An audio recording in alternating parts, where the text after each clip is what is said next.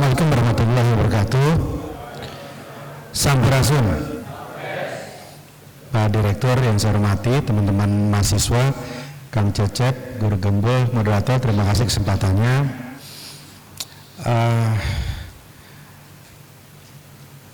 Teman-teman sekalian, saya ingin nanti banyak bicara hal yang to the point, hal-hal yang nyata yang dihadapi ketika menjadi wali kota 2 periode. Jadi mohon juga untuk agak bijak merekam dan lain-lain. Salah-salah sedikit bisa menjadi viral, Pak Direktur. Jadi yang penting teman-teman dapat ya, saya bicara apa adanya. Karena saya yakin pasti di sini yang dibutuhkan adalah yang nggak ada di koran, yang nggak ada di berita, dan mungkin juga nggak ada di buku, gitu ya.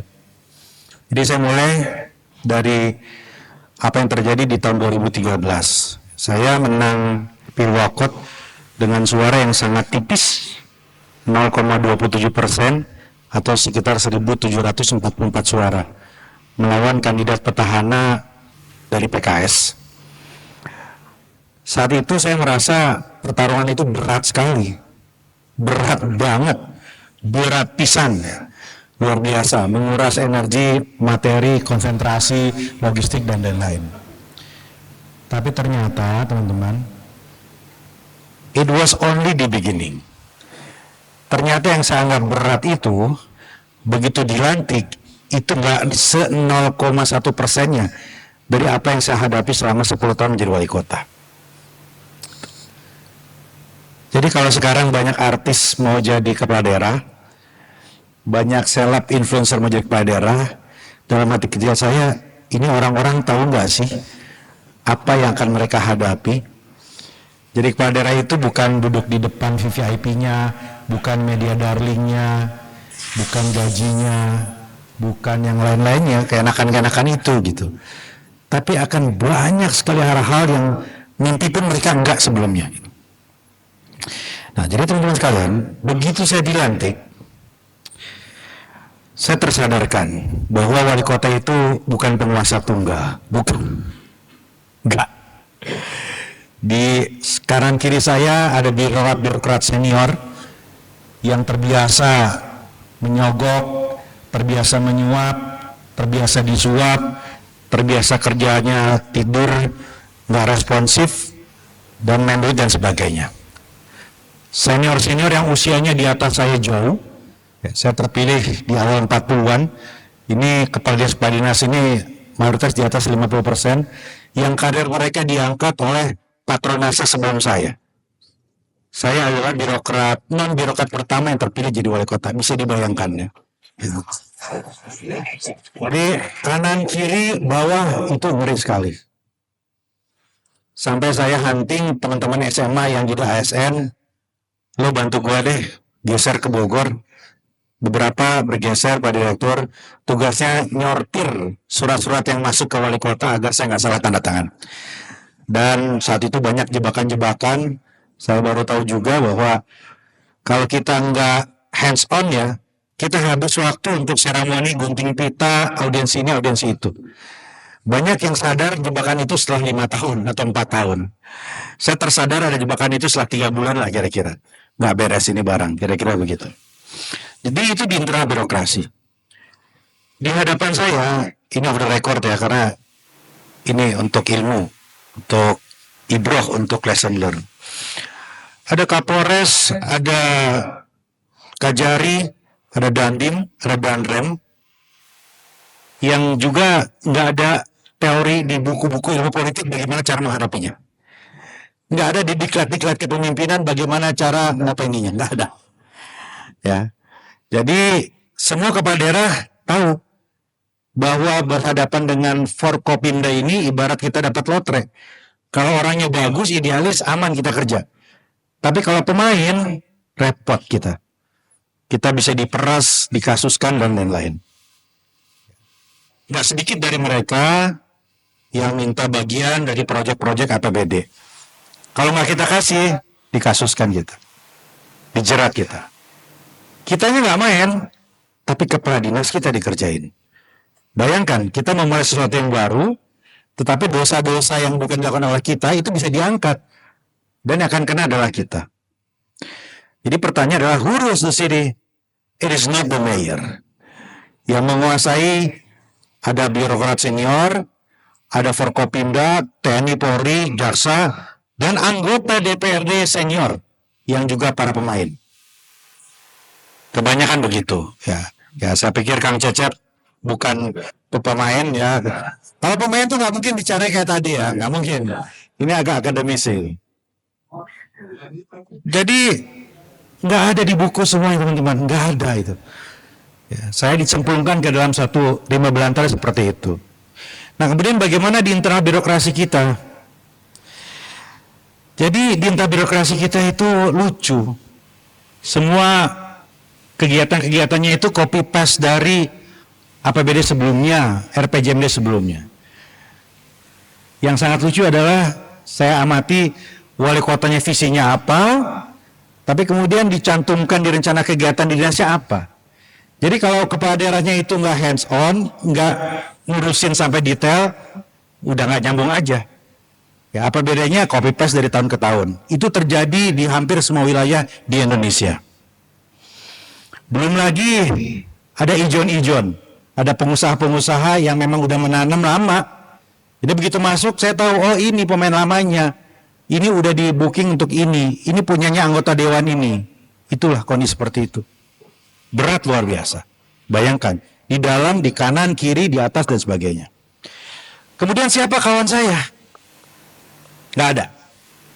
Nggak ada. Ya mungkin cuma istri sama anak di rumah yang masih kecil. Nggak ada. Kan Kota Bogor katanya banyak orang pinter, banyak NGO dan lain-lain. Itulah yang saya sebut dengan the silent majority. Mereka mayoritas yang logik dan rasional, tapi mereka silent. Yang speak up, yang berisik apa? Ya para pemain tadi. Ada wartawan bobrek, ada biong gitu ya, ada mafia project dan sebagainya, wartawan dibayar, itu berisik banget. Yang baik-baik ya diem. The silent majority itu diem. Kebanyakan mereka kerja di Jakarta, pulang pergi. Kalau ada sesuatu, mereka rewel di media, tapi mereka nggak bantu juga. Itulah realita 10 tahun yang lalu ketika saya memulai tugas sebagai wali kota. Oke, singkatnya kemudian apa yang harus dilakukan? Saya percaya teman-teman sekalian, yang namanya nyapu, yaitu harus dengan sapu bersih, betul? Jadi saya declare itu. Saya bilang uang rakyat harus kembali ke rakyat, uang rakyat nggak boleh mampir ke kantong pejabat, uang rakyat harus memberikan manfaat. Setiap rupiah dari APBD harus dipertanggungjawabkan. Kita buka APBD di website Pemkot, jadi dinas-dinas ambil risiko sendiri. Kalau ada yang aneh-aneh, saya nggak tanggung jawab. Ya, saya bilang jangan ada aneh-aneh. Tiba-tiba ada aneh-aneh, silakan jelaskan sedikit publik. Gitu. Jadi saya declare itu. Terus saya sampaikan ke kepala dinas, nggak ada lagi masa-masa di mana mau jadi kepala dinas atau eselon 2 harus dekat-dekat, harus nyogok ini, nyogok itu, nggak ada. Saya tidak terima sama sekali. Silahkan kalian kerja yang benar. Diamond will be always diamond. Ya, jadi nggak usah kasak-kusuk. Kalau kerja Anda bagus, ya pasti akan terdeteksi oleh pimpinan. Kira-kira begitu. Jadi nomor 1 teman-teman sekalian ada leadership. Nah ini saya menjawab tadi dari guru gembul gitu ya. Mana yang lebih penting? Faktor manusia, faktor struktur, atau faktor kultur? Ini ada perdebatan sejati dalam teori perubahan sosial. Aktor, struktur, and culture. Ada yang percaya bahwa yang membuat perubahan itu adalah sistem. Ada yang percaya yang melakukan perubahan itu adalah kebiasaan. Tapi izinkan saya semakin percaya bahwa faktor yang paling signifikan untuk membuat perubahan adalah aktor. Mau itu sistemnya tradisional ataupun maju seperti Amerika, semua tentang aktor. Ratusan tahun Amerika kokoh karena presiden-presidennya yang betul-betul transformatif. Dan Amerika hancur karena seorang Donald Trump yang mengacak-acak sistem. Kira-kira begitu ya. Jadi mau itu tradisional atau modern, aktor itu signifikan. Aktor itu yang membawa ke kanan, ke kiri, ke atas, ke bawah. Banyak kota di daerah maju karena bupati wali kota hebat, tapi rontok kemudian ketika diganti. Ini yang saya rasakan sekarang di Kota Bogor, yang saya lakukan selama 10 tahun. Secanggih apapun sistem saya bangun, ketika pimpinannya tidur, tidak hands on, ya selesai lah, mundur semua, gitu. Nah, jadi yang pertama adalah declare kita anti korupsi. Satu antara kata dan perbuatan, menurut saya itu paling penting. Hal yang paling sederhana teman-teman adalah briefing staff. Nah, coba cek di kota masing-masing ya, nggak semua dari Bandung pasti di sini kan. Berapa rutin wali kota atau bupatinya briefing staff? Saya tahu karena saya ketua APEKSI, Asosiasi Wali Kota selama 3 tahun gitu ya. Nggak semua rutin. Bayangin, mau kemana kota itu dibawa kalau nggak ada koordinasi rutin. Di Kota Bogor minimal 2 minggu sekali setiap hari Selasa jam 8 pagi. Nggak boleh telat. Awal-awal itu kayak angkot, saya nunggu yang lain datang, ya kayak angkot penuh. Saya bilang ini nggak beres ini sistem. Jadi saya selalu datang on time, yang lain akan on time. 10 tahun kita bangun, lama-lama ya jam 8 kurang udah lengkap semua. Jadi teman-teman sekalian, aktor membangun kultur dan juga menciptakan struktur atau sistem. Itu poinnya. Jadi saya nggak punya pilihan lain to deliver or to lose. Ya. Saya perform atau saya habis, itu aja. Saya lurus atau saya jadi pemain. Nggak ada mediocre, nggak ada di tengah-tengah. Seperti itu. Nah, untuk itu seperti apa caranya? Saya harus membangun aliansi. Nah, ini kita bicara strategi ya. Apa yang terjadi dengan Ibu Risma, Pak Jokowi, Kang Emil? Sama. Kadang-kadang orang yang ingin lurus itu pasti dianggap aneh oleh lingkaran terdekat atau elit-elit yang lain. Tetapi mendapatkan dukungan kuat dari massa. Ibu Risma di Surabaya itu teman-teman pernah dipecat loh oleh DPRD, tapi dibela oleh rakyat, dibela oleh media. Karena tahu bahwa Ibu Risma bekerja, gitu. Nah karena itu saya belajar dari pemimpin-pemimpin yang lain, yaitu kita harus punya backing. Backing kita bukan tentara, ya bukan polisi. Ya itu perlu kita perbaiki hubungan, jaga hubungan. Tapi dukungan penuh dari rakyat, komunitas kritis itu penting. Jadi selama 10 tahun kita perkuat itu. Seminggu sekali buat tenda wali kota, nginep di warga, pakai kemah, nggak nyusahin warga, nginep di rumah warga. Kadang-kadang seminggu sekali kemudian saya juga ngantor di kelurahan gitu. Kemudian nggak terhitung gitu ya, setiap minggu pasti ada dialog dengan komunitas. Menurut saya elemen paling tulus, paling sincere di kota itu adalah komunitas. Nggak usah pakai nasi bungkus, nggak usah pakai ongkos transport. Kalau diajak bicara tentang sampah, tentang hal-hal lain, pasti mereka ada di depan. Itu komunitas. Nah ini yang saya maksudkan adalah membangun dukungan atau support dari warga, dari massa. Jadi backing kita adalah ini. Nah tetapi teman-teman sekalian, tetap gitu ya, kita nggak mungkin efektif menjalankan tugas kalau kita juga nggak terampil untuk menguatkan jejaring kita di atas. Jadi perlu dekat sama gubernur, perlu dekat dengan anggota DPRD provinsi, perlu luwes bergaul dengan para menteri, perlu memiliki komunikasi yang baik dengan presiden, karena pemerintah daerah adalah bagian dari pemerintah pusat. Gitu. Secara rutin, ya saya berkomunikasi dengan semua, dengan Pak Gubernur. Sesekali diskusi dengan Pak Presiden di istana itu penting. Minta waktu pada Bapak Presiden supaya sinkron antara Kota Bogor dengan skenario dari pemerintah pusat. Ya, saya ingat pertama kali Pak Jokowi pindah ke Bogor, beliau memanggil saya, beliau bilang, Pak Wali saya kulonu nih tinggal di Bogor. Siap Bapak, kita terhormat, tapi izin kita bangga sekali kalau Bapak bisa bantu Kota Bogor. Saya sudah siapkan proposal. Ya, kemudian saya sampaikan bahwa Istana Bogor itu kayak surga dunia, tetapi di luar Istana Bogor itu dunia lain. Di dalam itu hijaunya hijau pohon tanaman, di luar itu hijaunya angkot semua macet. Kata Pak Jokowi, apa yang saya bisa bantu Pak Wali? Flyover 100 miliar, pedestrian 30 miliar, dan berbagai bangunan infrastruktur untuk mengantisipasi kemacetan. Tuntas dalam waktu beberapa tahun. Kalau teman-teman bisa lihat di Kota Bogor ada flyover Marta Dinata, pedestrian, jembatan Otista dan lain-lain, gitu kira-kira. Nah, jadi nggak bisa sendiri. Jadi it's all about leadership. Banyak teman-teman saya yang nggak gaul, ya bukan saja pembangunan nggak berjalan, bahkan bisa dikerjain. Kalau berbeda politik dengan gubernurnya selesai. Ya, kalau menantang menterinya problem juga gitu. Ini juga nggak ada di buku gitu ya. Tapi ya inilah politik Indonesia. Reformasi birokrasi bukan hanya benar sendiri, tapi juga harus membangun aliansi ke kanan, ke kiri, ke atas, kemana-mana. Nah, teman-teman sekalian, satu lagi yang ingin saya sampaikan gini. Jadi pemimpin itu harus bisa mengelola harapan. Nggak mungkin kita janji surga dipenuhi semua, nggak mungkin. Nggak mungkin itu kita tidur nggak ngapa-ngapain, nggak mungkin. Yang penting itu adalah publik tahu bahwa ada harapannya yang dicicil, gitu. Dan kita mampu menjelaskan kepada semuanya seperti apa. Dan saya selalu punya argumentasi dari setiap kebijakan yang dikritisi oleh publik. Banyak kebijakan yang dipuji, tetapi banyak yang dikritisi. Tapi intinya adalah harus selalu ada kebijakan yang jelas. Dan saya banyak sepakat dengan Guru Gembul tadi ya, di birokrasi kita itu banyak aneh-aneh, teman-teman sekalian. Banyak aneh-aneh. Mulai dari cara kebiasaan untuk menyampaikan sambutan di awal.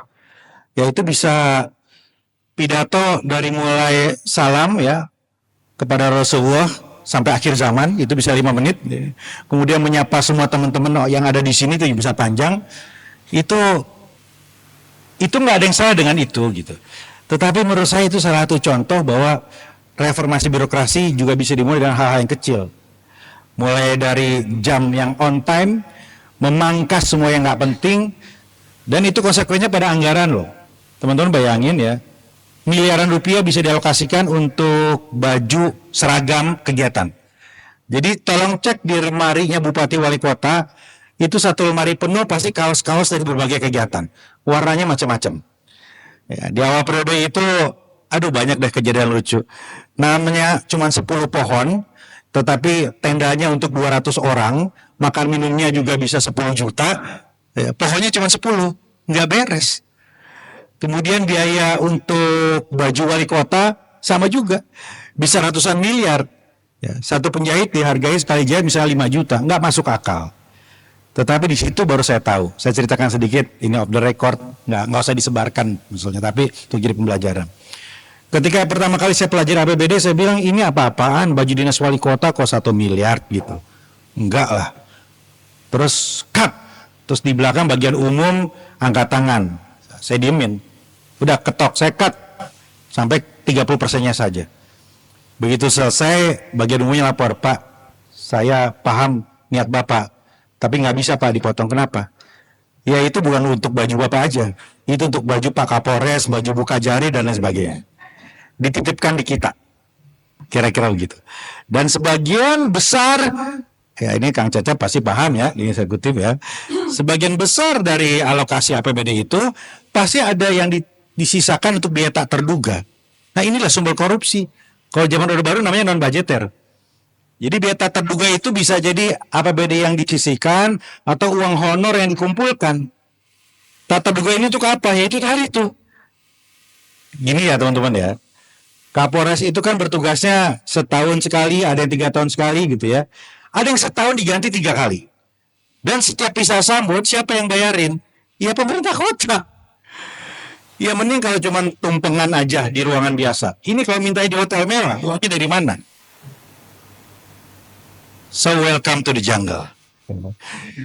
Itulah rimba belantara pemerintahan kita yang tidak ada teorinya di mana-mana untuk diselesaikan. Gitu. Nah karena itu teman-teman, saya percaya bahwa definisi pemimpin adalah sangat sederhana. Leaders are those who know the way, who show the way, and who lead the way. Tahu di depannya mau dibawa kemana, kemudian menunjukkan jalan itu kemana, dan dia pimpin sendiri to lead the way. Karena banyak yang berbusa-busa tapi nggak tahu di depannya seperti apa. Nggak menunjukkan juga jalannya kemana. Bicara anti korupsi, bicara clean and good governance, terus ujungnya seperti apa, jalan seperti apa, dan dipimpin nggak oleh dia. Gitu. Jadi bicara reformasi birokrasi nggak usah kepanjangan dengan teori segala macam. Tunjukkan aja di ujungnya mau seperti apa, jalannya bagaimana, dan memimpinnya seperti apa. Berbusa-busa bicara reformasi birokrasi, mengundang KPK, tapi masih mau disogok oleh kepala dinas, nggak beres. Gitu. Setiap lebaran masih menerima dari pengusaha-pengusaha, itu nggak beres. Jadi nomor satu betul-betul adalah vision dari seorang pemimpin, yang satu antara kata dan perbuatan, teman-teman sekalian. Nah, pemimpin inilah yang kemudian membangun mindset yang baru. Ini challenge yang beratnya luar biasa. Merubah mindset dari dilayani menjadi melayani. Merubah mindset dari menyusahkan menjadi memudahkan. Nah, saya sampaikan ke teman-teman birokrasi semua. Ada 9.000 ASN di Kota Bogor begitu ya. Itu nggak semuanya, atau sebagian besar, saya setuju tadi yang disampaikan Pak Guru ya. Sebagian besar nggak ada mindset melayani, nggak ada gitu. Ini kalau saya petakan ya, karakter birokrat mana tadi ya? Ini karakter birokrat. Satu, pemalas, malas banget. Ya, saya nggak bilang proporsinya deh, bahaya ya, tapi ya malas aja gitu, nggak mau kerja gitu, ya gaji begitu-begitu aja gitu. Yang kedua adalah pekerja. Oke, pekerja, dia mau kerja begitu ya, tapi standar aja kerjanya, biasa-biasa aja. Yang ketiga adalah penjilat. Dia hanya kerja untuk menyenangkan atasan. Jadi ini yang lucu ya, katanya Pak, dulu kalau wali kota itu pasti diikuti hobinya. Wali kota mancing, mancing semua. Wali kota golf, golf semua. Wali kota moge, moge semua gitu ya. Nah, Bapak kan suka lari kan gitu. Saya nggak yakin tuh Pak, semuanya lari gitu. Ternyata semuanya lari. Semuanya lari ya, camat kemudian semuanya lari. Semuanya lari. Tapi beberapa bulan sebelum saya jadi wali kota, semua berhenti lari. Ya, sesegitunya teman-teman sekalian. Ya. Jadi bahkan mereka bisa bela-belain lari dari yang nggak pernah lari untuk bisa dekat sama wali kota. Karena kalau sama saya mereka tahu, kalau pengen ngobrol sama Kang Bima, ya pas lari. Setiap hari saya lari soalnya gitu. Nggak mancing dan lain-lain gitu. Jadi beberapa sukses mendekatkan dia dengan cara itu. Gitu. Itu penjilat ketiga ya. Yang keempat adalah pemain.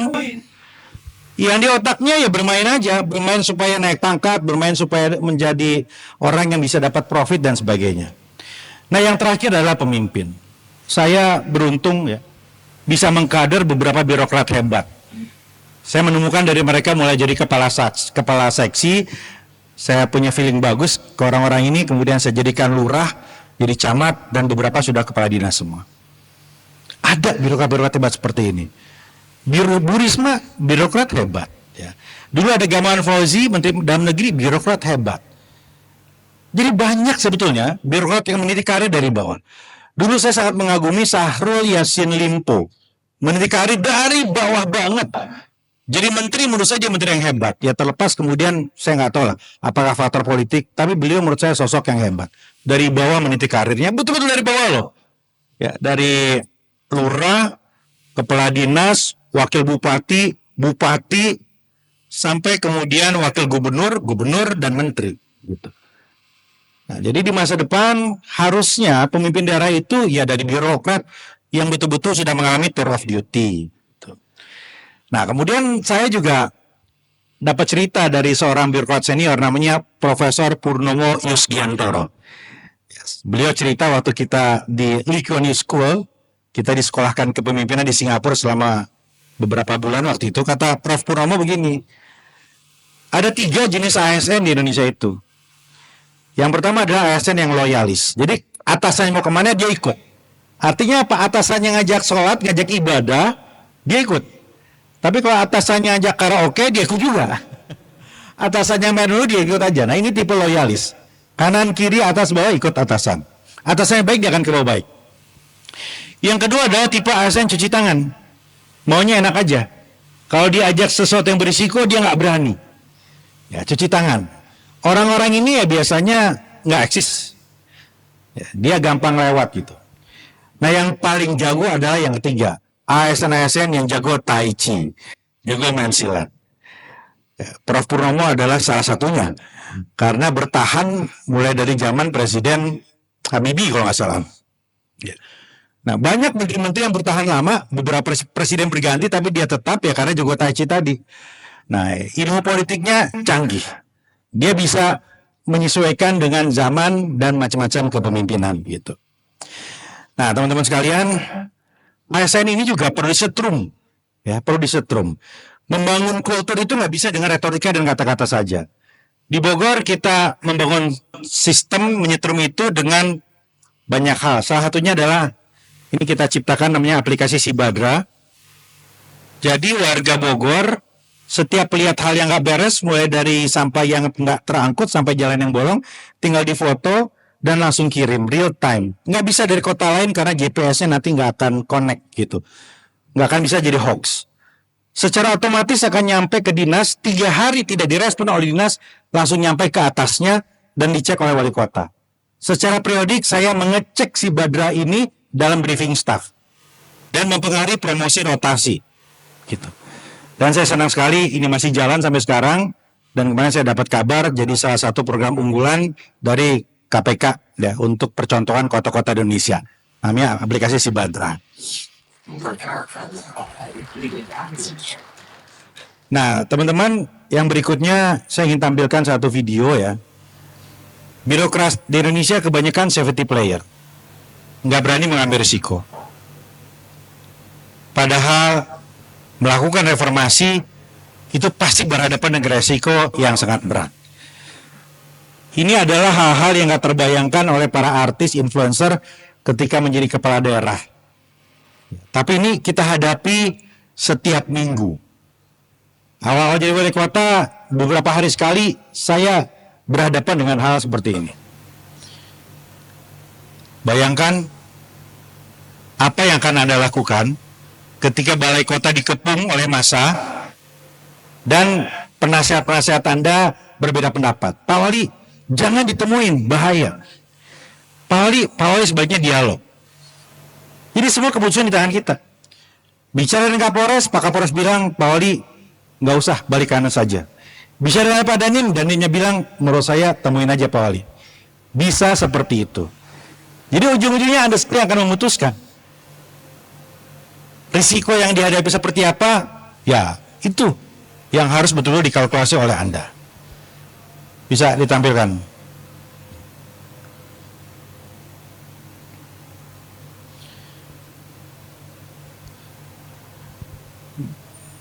Bulan-bulan pertama menjadi wali kota, balai kota nggak pernah sepi dari yang demo. Ada yang demonya tulus, tapi banyak juga demo pesanan. Siapa yang pesan? Ya orang-orang yang merasa dirugikan gitu. Bulan-bulan pertama jadi wali kota, ada. Nah ini dah.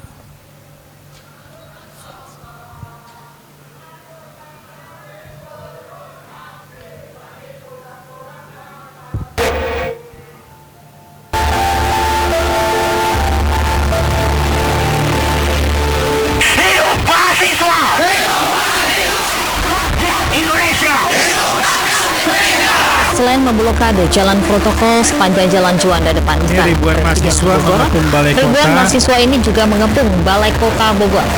Menuntut wali kota bersikap atas pelemahan KPK. Hampir semua staf saya menyarankan saya nggak usah temui.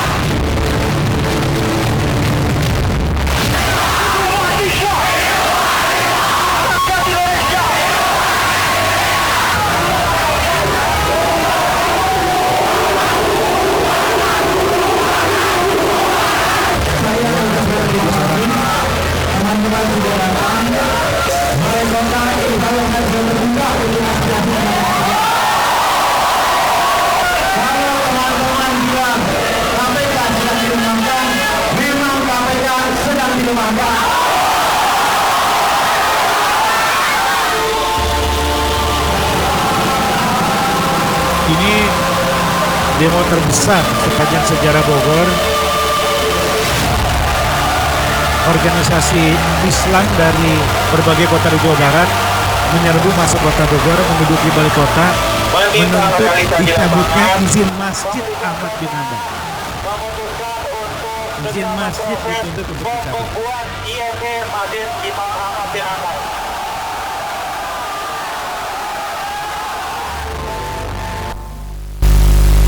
Ada satu lagi, oke. Nah, jadi teman-teman sekalian coba bayangkan ya, kita bisa dihadapkan pada satu situasi yang kalau kita salah langkah urusannya panjang. Tapi percayalah, kalau kita hitung-hitungannya hanya politik, maka kita akan kebingungan langkah. Karena itu landasannya harus selalu based on values atau nilai. Ketika teman-teman itu datang ke balai kota meminta agar wali kota mendukung kegiatan mereka atau ide mereka karena KPK sedang dilemahkan, kalau hitung-hitungan politik maka saya tidak akan temui.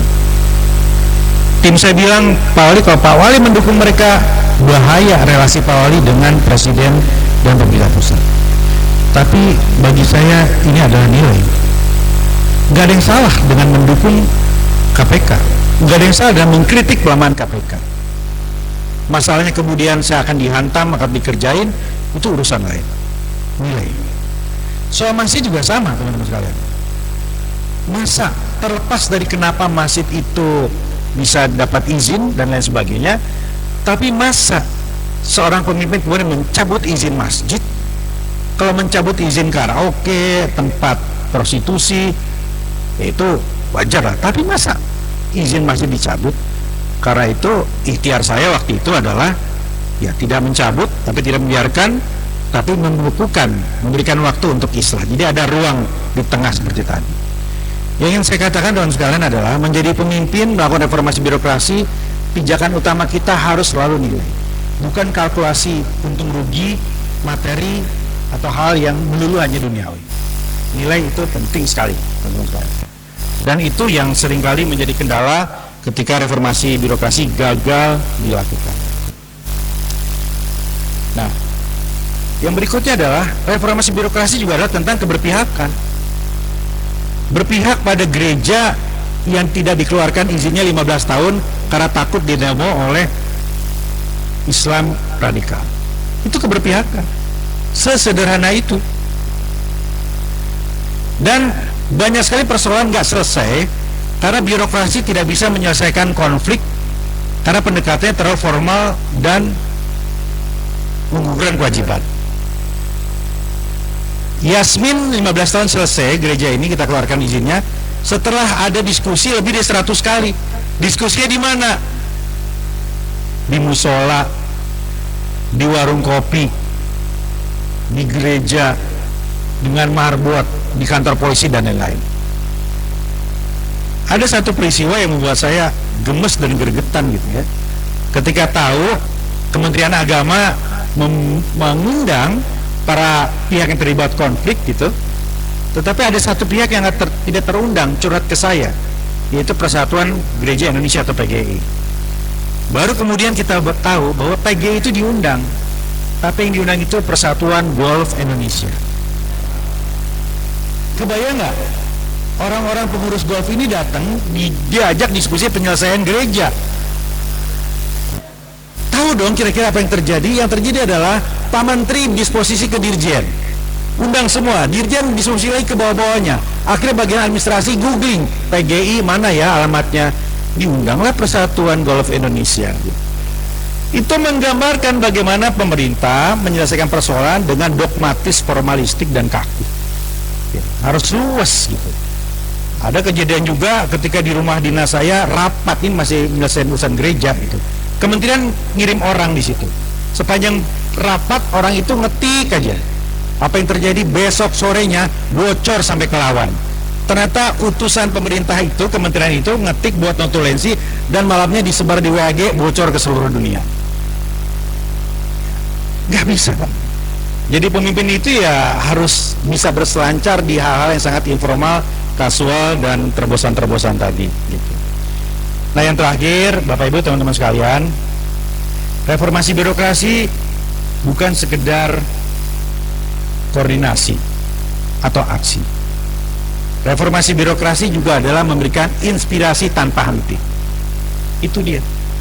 Makanya briefing staff itu, Pak Direktur, 40% aja kayaknya saya koordinasi, 60%-nya aja adalah motivasi. Cerita kehebatan wali kota Seoul, cerita bagaimana masa Azura Anas di Banyuwangi buat mall pelayanan publik, cerita bagaimana Bu Risma dicintai warga sampai tukang sapu ngefans banget sama Ibu Risma. Itu. Dan cara memberikan inspirasi itu juga harus ada metodologinya. Briefing staff saya sering di tempat aneh-aneh. Saya buat briefing staff di tengah sawah, buat briefing staff di masjid yang mangkrak, 2 jam saya marah-marahin dinas, bagian masjid mangkrak karena dikorupsi. Itu udah paling gila menurut saya. Di antara semua korupsi paling gila yang terjadi selama saya memimpin adalah korupsi di masjid ini. Ada fotonya. Nah, ini briefing staff di bawah jembatan. Semuanya ada poinnya, semuanya ada message-nya gitu. Nah, jadi itu inspirasi yang kita berikan kepada dinas-dinas. Ya, bahwa hidup itu hanya sekali, hidup itu tidak boleh diperbudak materi, dan hidup itu harus memiliki arti. Nonsense, reformasi birokrasi hanya bicara regulasi, ujangan-ujangan, nggak ada. Semua itu harus terus memberikan materi. Nah, teman-teman sekalian, saya ingin merangkum dengan menyatakan begini. Birokrasi itu ada makomnya, ada tingkatannya. Yang paling parah, yang paling hancur adalah ketika pemerintah nggak hadir. The absence of the government, nggak hadir. Mau ngurus sesuatu kelurahan nggak ada orang di sana. Dukcapil mau ngurus KTP nggak ada orang di sana. Itu paling bawah, paling hancur. Di atas itu adalah hadir, ada, bisa ditemuin. Tapi ngebantu nggak? Enggak. Nah, yang ketiga adalah hadir, melayani, tapi tidak memudahkan. Makanya makomnya setelah itu harus memudahkan. Bukannya hadir tapi memudahkan. Yang paling tinggi teman-teman sekalian, birokrasi itu bukan hanya harus hadir, melayani, memudahkan, tapi membahagiakan. Make everyone happy. Di Bogor, salah satu cara kita membahagiakan itu adalah mall pelayanan publik. Ini saya jiplak habis-habisan dari Banyuwangi. Kalau saya dengan bangga menyatakan kita menjiplak lebih baik dari aslinya dan menjadi salah satu referensi dari pemerintah kota di seluruh Indonesia. Di mall pelayanan publik ini puluhan bisa diurus di sini, mulai dari buat paspor, KTP dan sebagainya, sampai menikah pun bisa di sini. Buat janji cukup pakai online, 10.35 datang, scan wajah, langsung masuk ke situ, dikasih kopi, super happy, kemudian ditawarin mau nikah nggak kalau belum nikah. Karena ada pojok di situ ya, pojok apa tuh namanya di sana ya. Nah, dan mereka bisa mengajukan supaya wali kota jadi saksi. Ini beberapa kali saya jadi saksi di sana, gitu, untuk membahagiakan warga. Jadi makom yang tertinggi dari reformasi birokrasi bukan hanya sekedar hadir, memudahkan, tetapi juga membahagiakan. Itu pengantar diskusi. Terima kasih. Wassalamualaikum warahmatullahi wabarakatuh.